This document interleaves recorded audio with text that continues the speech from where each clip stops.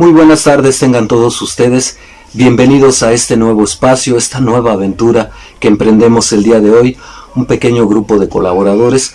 y al que hemos denominado Memorial del 2024. Este espacio que hoy damos a la luz pública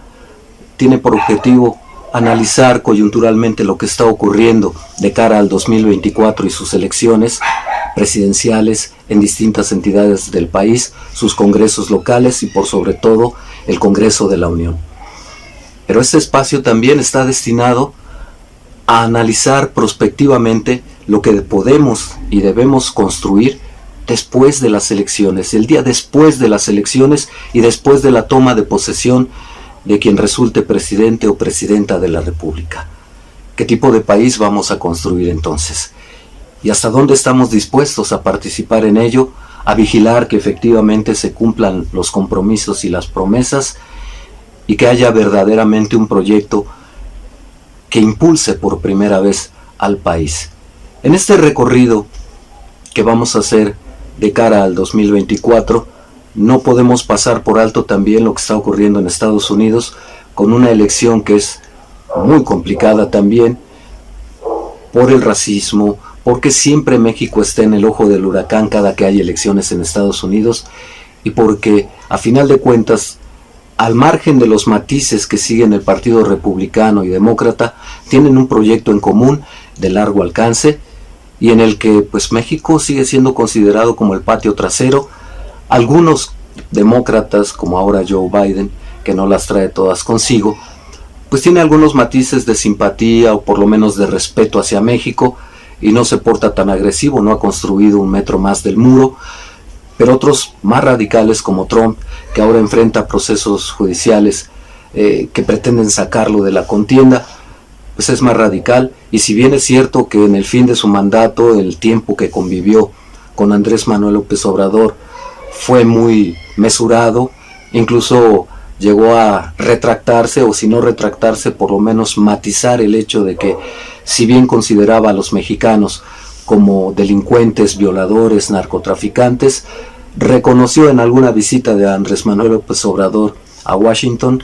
que pues los mexicanos contribuyen enormemente al desarrollo económico de esa gran nación. Así es que, bueno, salvo matices, el resultado casi siempre es el mismo, el pie en el cuello. Pero no por eso podemos pasar por alto que también allá hay una lucha encarnizada por el poder y tenemos que estar atentos porque nosotros vamos a ser el centro de su debate, en gran medida. Cuando en términos reales, pues bueno, es un modelo que ya está caducando, el neoliberal, la globalización, están caducando pero todavía no terminan de desmantelarse. Así es que, bueno, vamos a atender en este espacio lo mismo lo que ocurre con las elecciones presidenciales en nuestro país, así como también lo que va ocurriendo en las elecciones para el presidente más poderoso del mundo, de la nación más rica y más imponente que hay aún a nivel global. Así es que, bueno, en este espacio, insisto, vamos a atender a la coyuntura, lo que va ocurriendo en las campañas, pre-campañas, lo que va ocurriendo también ya cuando sean nominados los candidatos, cuando tanto de un bando y del otro, de Morena y del Frente Va por México, o como le denominen en adelante, porque le cambian de nombre cada semana, y vamos a seguir también el actuar de las autoridades electorales, las que organizan como el Instituto Nacional Electoral, pero también el Tribunal Federal Electoral, que es a final de cuentas, por definición legal, el órgano, la última instancia que dicta el fallo definitivo, inatacable e inapelable. Y ambos, tanto el INE como el tribunal, no las tienen todas consigo. Han dado, por ejemplo, en el caso del INE, han dado marcadas muestras de partidizarse a favor de la oposición, y no se diga el tribunal. Su titular es un muy cercano amigo, colaborador, lo fue en su momento, de Felipe Calderón Hinojosa. Ya podemos darnos una idea del matiz que tienen estos dos órganos que se van a encargar de vigilar el proceso electoral 2024 y de qué lado están bateando y lo que podemos o podríamos esperar con ellos. Este espacio también, los días viernes que son más relajados, la primera emisión que será lanzada a las 12 del día, hablará así de la coyuntura, y ya por la tarde a las 5 hablaremos los viernes de cultura, de arte, de filosofía, de religión, de música por sobre todo, que es algo que nos encanta en este espacio, y pretendemos hacerlo un tanto cuanto más relajado, pero no por ello menos profundo de lo que vamos a abordar en lo que va a caracterizar este espacio, que es eminentemente político y de análisis muy profundo, tanto la coyuntura como la perspectiva. Así es que yo les agradezco mucho que nos acompañen en esta primera emisión. Quiero darles ese enfoque de lo que pueden esperar de este espacio, en el que tanto los candidatos, analizarlos cada uno, qué podemos esperar de ellos, qué posibilidades tienen, hacia qué lado se van inclinando, cómo pueden reorganizarse las alianzas, qué pasa con los que, pues de tantos candidatos que hay, los que queden fuera, qué van a hacer, se van a sumar a quien obtenga la candidatura o va a haber fracturas tanto en la alianza Va por México como en Morena. Bueno, todos esos aspectos los vamos a analizar en este espacio, sobre todo porque, insisto, es un momento crucial para el país. Yo sé que la historia está llena de momentos coyunturales y de rompimiento y de un gran peso, en el que muchas definiciones marcarán el rumbo de las siguientes décadas. Esta no es la excepción. Ciertamente a nivel federal, en la presidencia de la República, las encuestas y todos los estudios y análisis marcan que parece que Morena va en un día de campo y que refrendará la presidencia de la República. Eso ya no debiera preocuparle tanto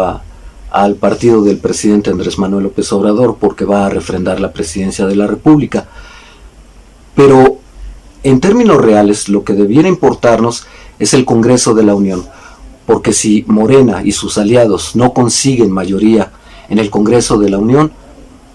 las reformas estructurales, la intención de revertir aquellos cambios que tendieron al neoliberalismo, que beneficiaron a unos cuantos y que pusieron el pie sobre el cuello a la población, esos cambios seguirán vigentes. Las estructuras que dejaron seguirán vigentes. No olvidemos que, bueno, si ya vimos que de alguna manera, y lo comentamos hace un momento, tanto el Instituto Nacional Electoral como el Tribunal han estado sistemáticamente en contra del Poder Ejecutivo y en términos generales de Morena, si no hay un cambio estructural, legal y de la conformación del INE y del Tribunal, seguiremos viendo dos órganos que son parciales y parcialmente no podemos ir a ningún lado. Cuando se actúa parcialmente y sobre todo a favor de la oposición, es muy complicado avanzar democráticamente en un país. Así es que es viéndolo a futuro, en perspectiva, es uno de los cambios indispensables que nos aguardan. La reforma al poder judicial es otra de las que debe aguardarnos, porque hemos visto marcadamente que también ha tomado partido por la oposición y porque también hemos visto que tiene una guerra no declarada,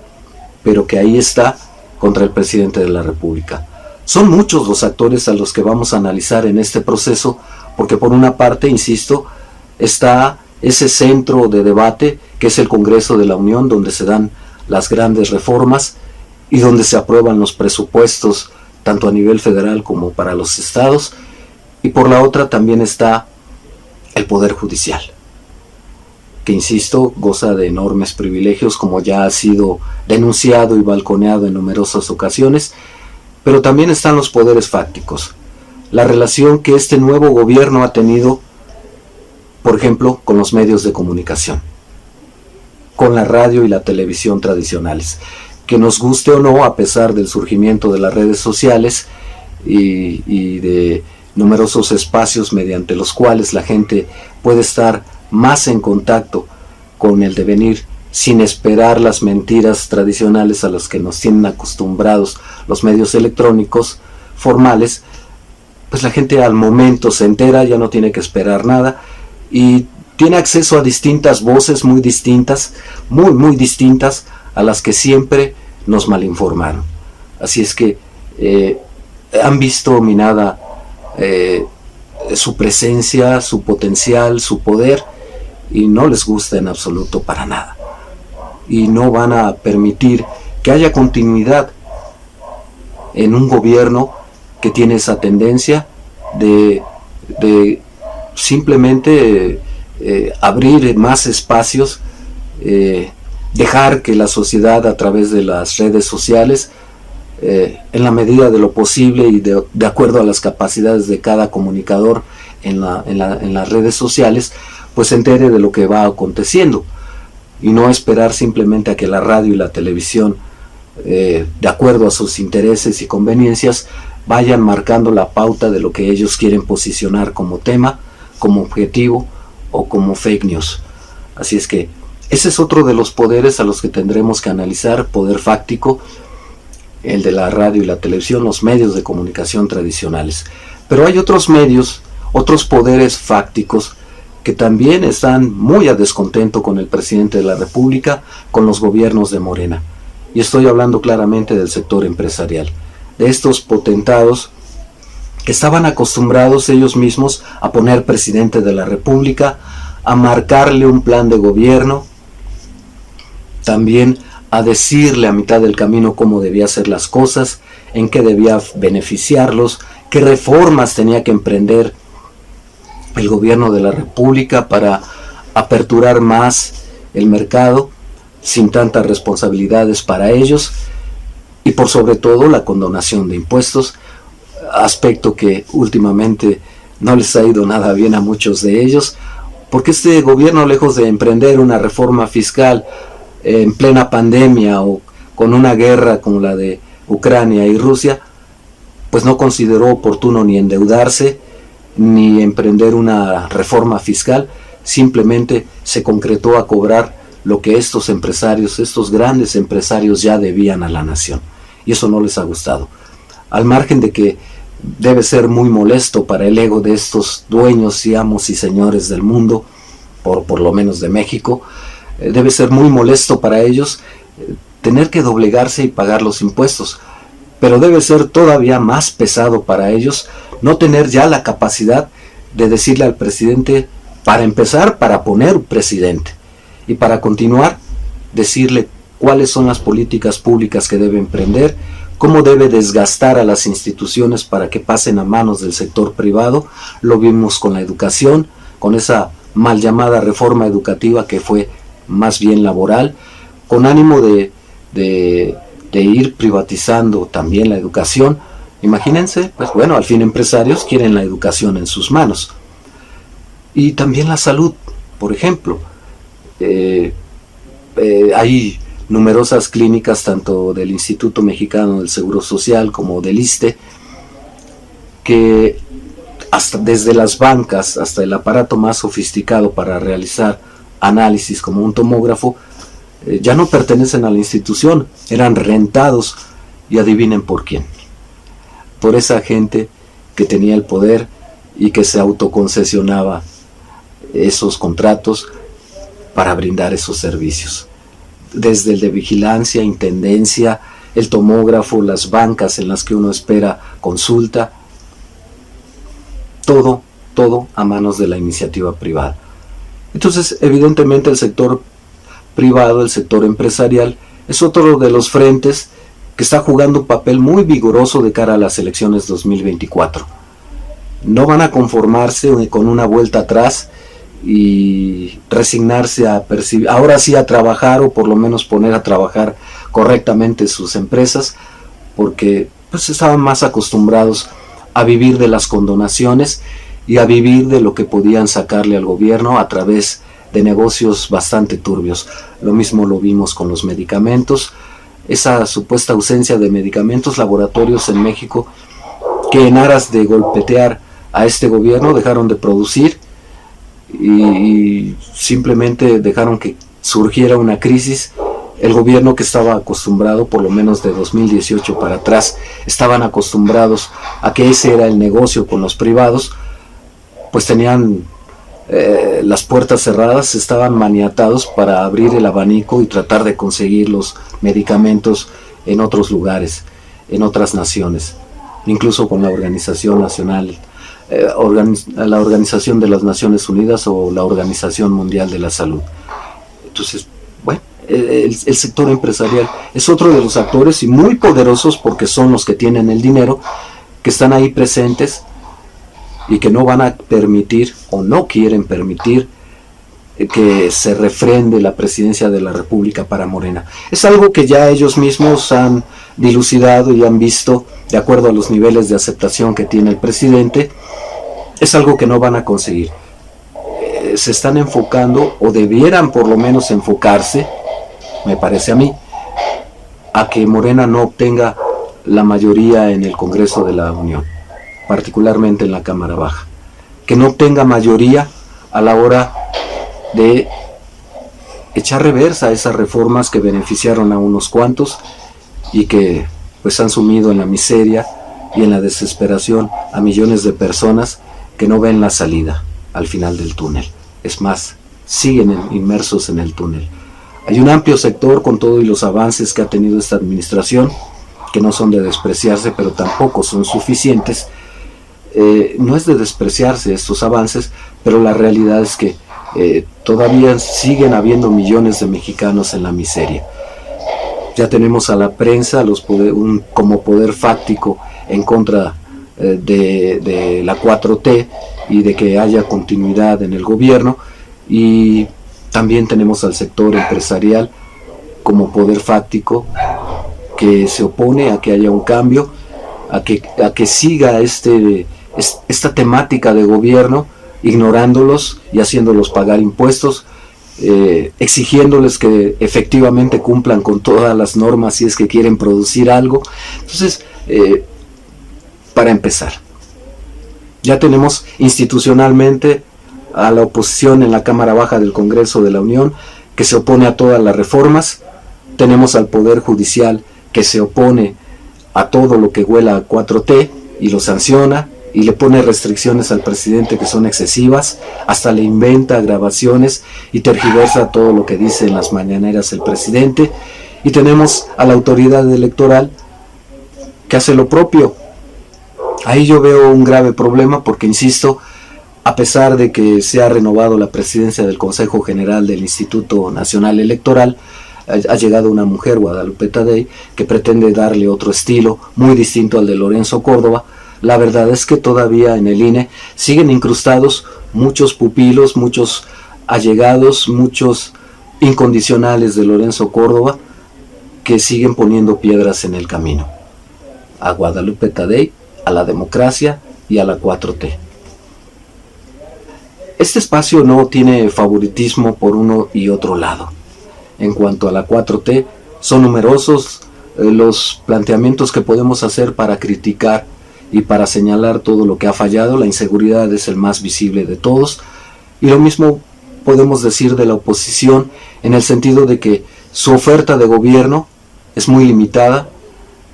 Lo que ofrece a la sociedad es volver a una guerra contra el crimen organizado como en tiempos de Calderón. En materia económica, adiós a los subsidios, adiós a apoyar a los desvalidos, a los ancianos, a los discapacitados, a los jóvenes para que encuentren empleo. En fin, no quieren subsidiar a la sociedad. Y ya lo han dicho abiertamente, incluso no necesitan decirlo. Baste ver el hecho de que, por ejemplo, quien está estructurando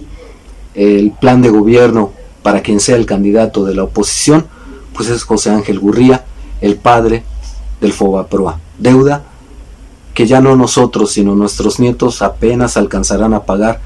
terminar de pagar por allá del 2087. Esa es la oferta de la oposición y yo no sé si la sociedad esté dispuesta a regresar a eso. Hay un sector muy claro y que no es de despreciarse, que sí apoya a la derecha, que sí apoya esta manera de haber gobernado, y por otra parte están los indecisos, aquellos que nos señalan que pues nunca fueron obradoristas, evidentemente se dieron cuenta de las fallas del modelo neoliberal y de a dónde nos llevaron tanto el PAN como el PRI cuando fueron gobierno, y que no están dispuestos a repetir la experiencia. Así es que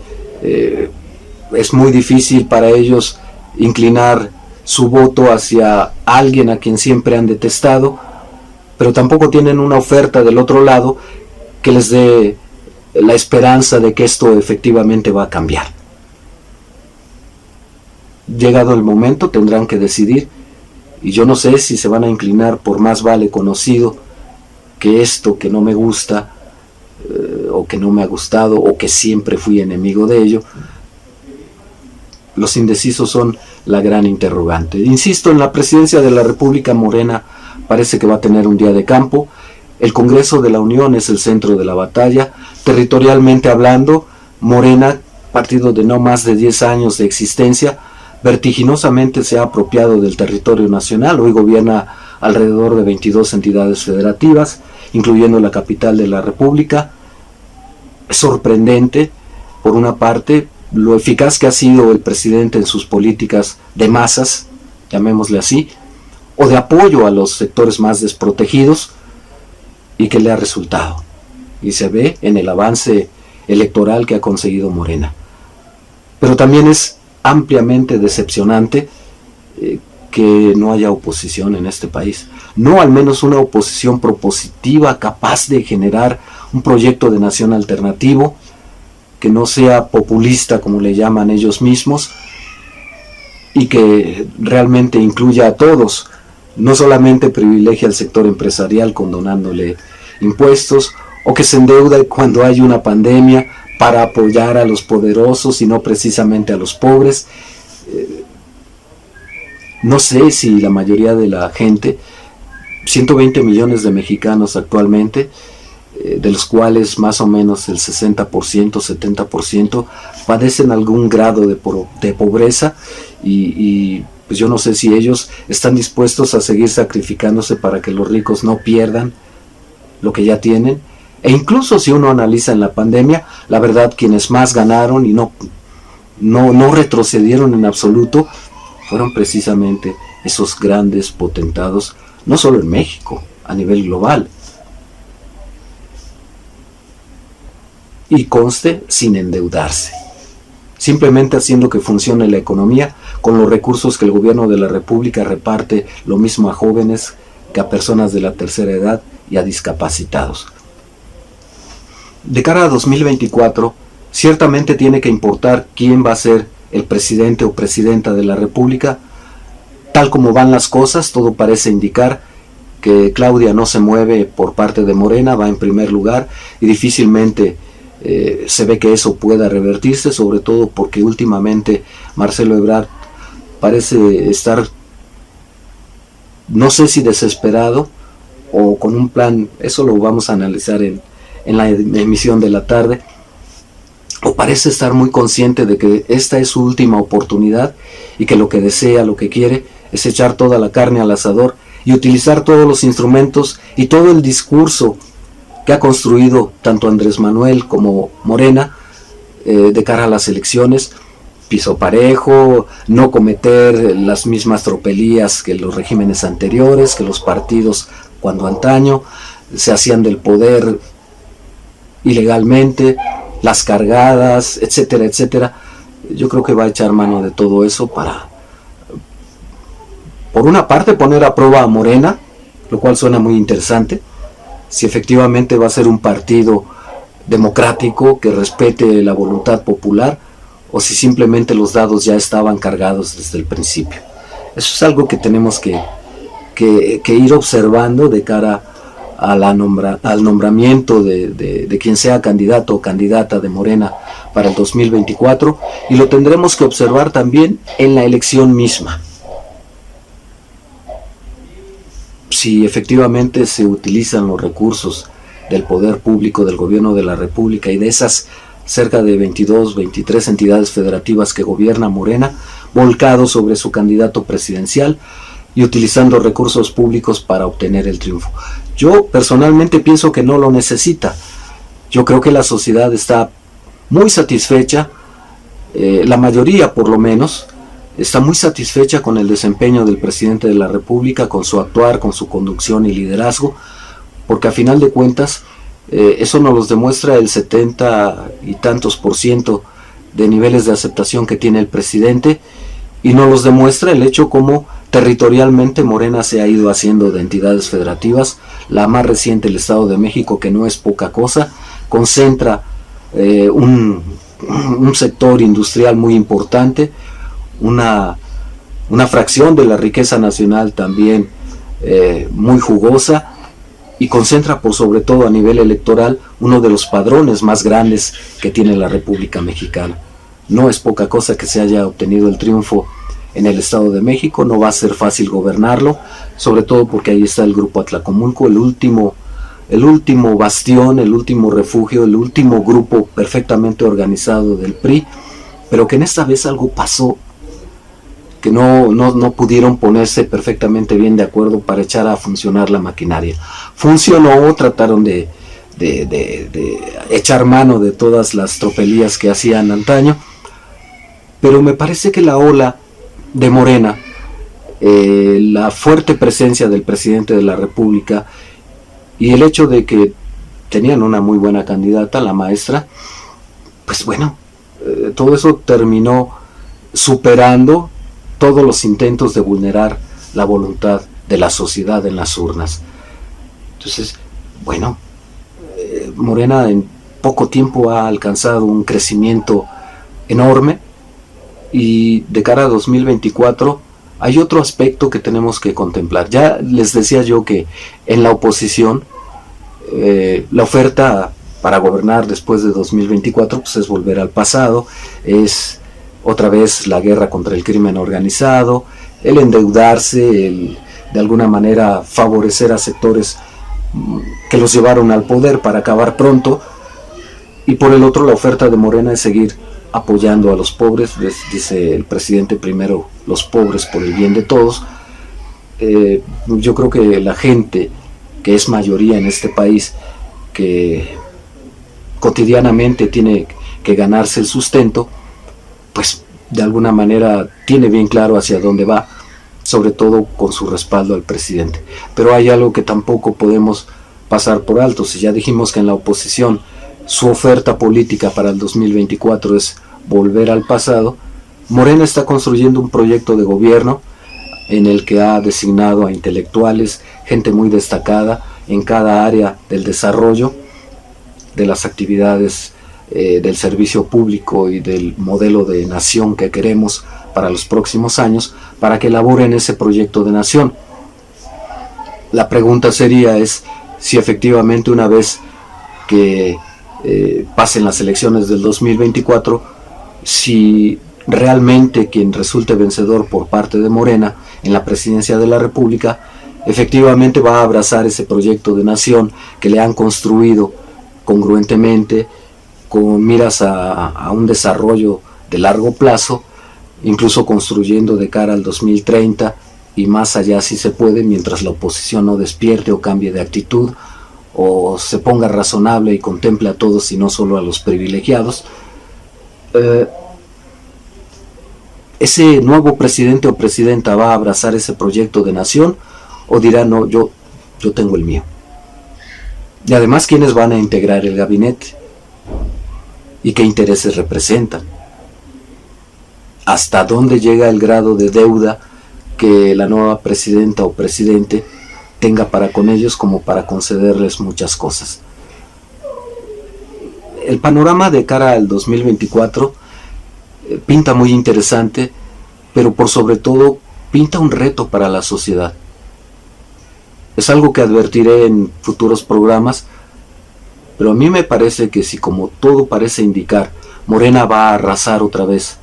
en 2024 y muy probablemente consiga incluso la mayoría en el Congreso de la Unión, las reformas que echen por tierra todas las legislaciones y todas las estructuras emanadas del neoliberalismo y de los gobiernos anteriores, lo primero que se va a reformar, los órganos electorales. Un Instituto Nacional Electoral con gente del pasado todavía incrustada ahí y que le impide a la consejera presidenta incluso nombrar secretario ejecutivo, pues ya es de pensarse. Y que además incluso las últimas decisiones que ha tomado para tratar de censurar al presidente o sancionarlo por estas agresiones, entre comillas, de política de género, en fin, hasta el hecho de prohibir la imagen hecha muñeco de Andrés Manuel López Obrador. Y el tribunal, insisto, que de alguna manera también ha dado visos de parcialidad a favor de la oposición, pues tendrán que ser renovados. A mí me preocupa mucho que efectivamente, bueno, si es para bien, adelante. Pero si Morena avasalla tanto en la presidencia de la República como en el Congreso de la Unión y se emprenden las reformas, hay dos instancias que en primer término van a ser reformadas. Primero, las autoridades electorales, como ya les comentaba, pero también el Poder Judicial. Y no porque uno quiera pensar que el Poder Judicial es perfecto, como dicen los derechosos. No, no lo es, nunca lo ha sido. La historia nos demuestra cómo tanto el legislativo como el judicial y el resto de las instancias gubernamentales estaban sometidas a un presidencialismo exacerbado. En 2024 podemos regresar a un presidencialismo que ya lo tenemos, muy fuerte, pero quién sabe qué tintes tenga. López Obrador solo hay uno. No quiero decir que este hombre es perfecto, que todo lo sabe o que todo lo ha hecho bien. Ha cometido muchísimos errores que aquí vamos a señalar a nivel técnico y a nivel estructural, pero por lo menos para la gente las reformas y las acciones de gobierno que ha emprendido los han dejado satisfechos. Pero eso no garantiza que quien llegue al poder, por ejemplo si es Marcelo, que está muy tirado a la derecha, pues no garantiza la continuidad ni de los programas sociales ni del proyecto de nación que había vislumbrado Andrés Manuel López Obrador, poniendo como centro a los pobres y poniendo por sobre todo en el centro la soberanía nacional, la autosuficiencia en materia energética, en el petróleo, en las gasolinas, en la energía eléctrica, las energías limpias, en fin, pero que sean del Estado, con ese nacionalismo que desde Salinas para acá, incluso a nivel educativo, ahora que están tan en boga las disputas por los nuevos libros de texto gratuito y sus contenidos que dicen ideológicos, comunistas, etcétera, etcétera, desde Salinas de Gortari para acá, que fue cuando se emprendió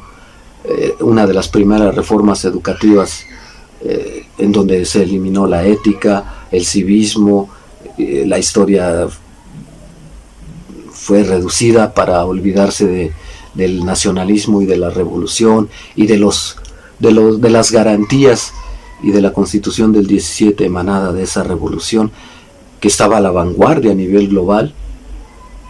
la primera revolución del siglo XX, y que además desembocó en una Constitución muy garante de la educación, de la salud, de las libertades laborales, de las garantías laborales, de efectivamente hacer que este país se detonase hacia un futuro promisorio, con pleno respeto a las personas, poniendo en el centro las garantías de las personas. Todo eso puede irse atrás si quien llegue a la presidencia es de la oposición o incluso si es de Morena, si no entiende que este país ya no está para más experimentos, ya no está para más abusos, y que la sociedad, creo yo, ha despertado muchísimo. No es que estuviese adormilada, la verdad es que la sociedad no tenía instrumentos para hacerse escuchar. Ha sido a través del surgimiento de las redes sociales que la sociedad pues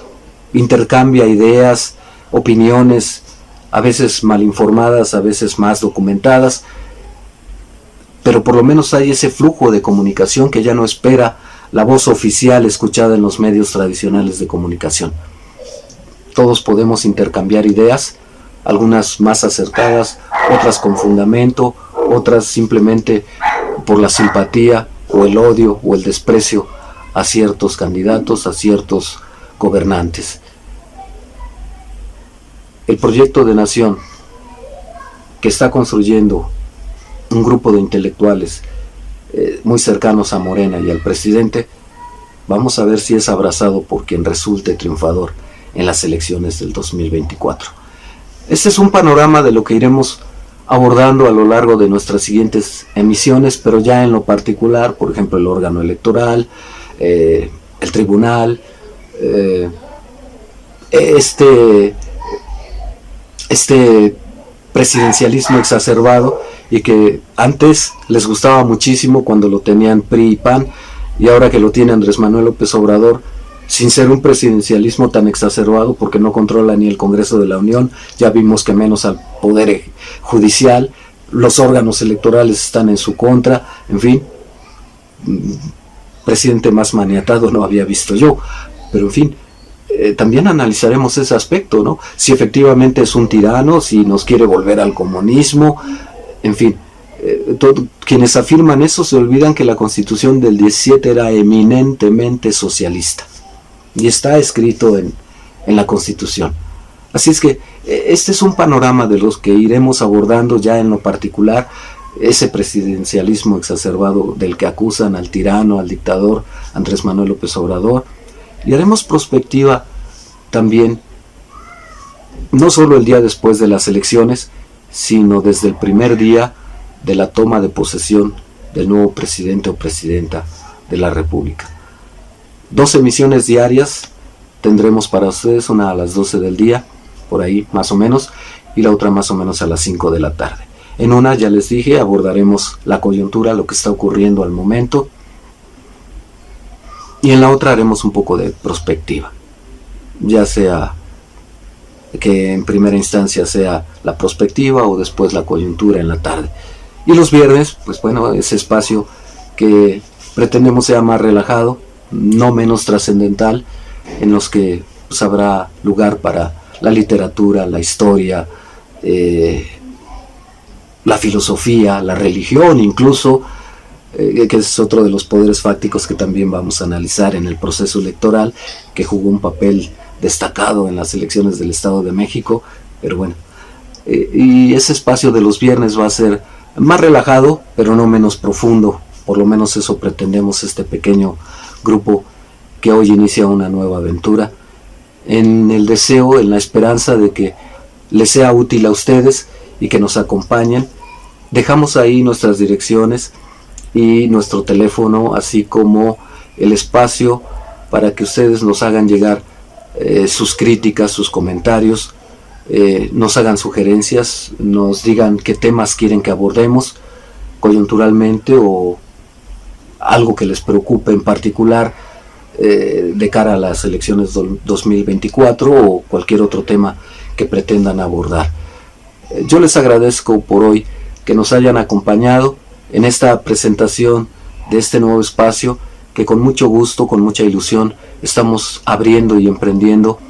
con el deseo de arrojar un poco más de luz no solo sobre la coyuntura y lo que va aconteciendo día con día en la lucha por las candidaturas primero y eventualmente por la presidencia de la República, sino que también este espacio no solo se suma a otras voces que analizan el momento, sino que nosotros también pretendemos de alguna manera arrojar luces sobre lo que nos aguarda después del 2024, pasada la efervescencia política y las elecciones y los enconos y las disputas, para que otra vez ese México ya sereno, sin elecciones, empiece a vislumbrar cuál es el camino que debe construir para avanzar. cómo tomará el nuevo régimen a la oposición, cómo va a cambiar la oposición después del proceso 2024 cuando se lleve un nuevo descalabro, preveo yo, y lo prevén las encuestas y el ánimo de la sociedad. Insisto, por una parte sí la coyuntura en el devenir de la construcción de candidaturas y eventualmente las campañas presidenciales, pero también el día después de la elección, el día después de que se tome posesión el nuevo presidente o presidenta de la República, porque este país se va construyendo día con día. Insisto, ahí está el espacio para que nos hagan llegar sus críticas, comentarios, sugerencias, y yo les agradezco muchísimo el favor de su atención. Cuídense mucho. Hasta la próxima.